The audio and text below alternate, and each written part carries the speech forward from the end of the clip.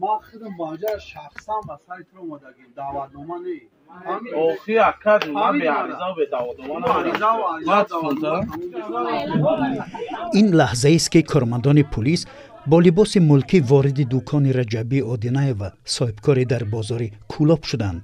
آنها تلاش دارند پسری و امیرجان بخاریف را با زور از داخل دکان به ارتش برند. نزدیکانش به این ضد برآمده طرز رفتار نمایندگان مقامات را تحقیرآمیز نامیدند. بعد از این کارمندان پلیس به در دکان مهر زدند. او خدمت همون پرابلم نیست. من خدمت کردم 13-14 سال پیش خدمت کردم.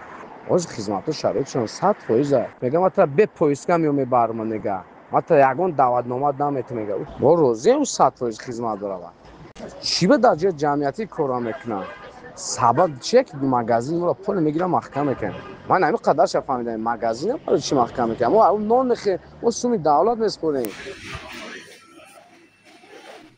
حالا رجبی آدینه و نزدیکانش از ادامه تجارت محروم هستند. آنها میگویند با راه قانونی آمادند که پسرشان را به ارتش فرستند ولی با چنین شیوه تحقیرآمیز به این کار راضی نخواهند شد.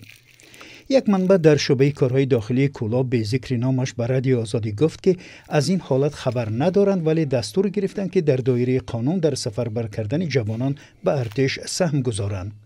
مقامات ولایت ختلان روز 1 اپریل اعلام کردند که نقشه دعوت به ارتش را پر کردند ولی هنوز هم از جلب مجبوری یا با زور به ارتش بردن جوانان از این منطقه شکایت می رسد.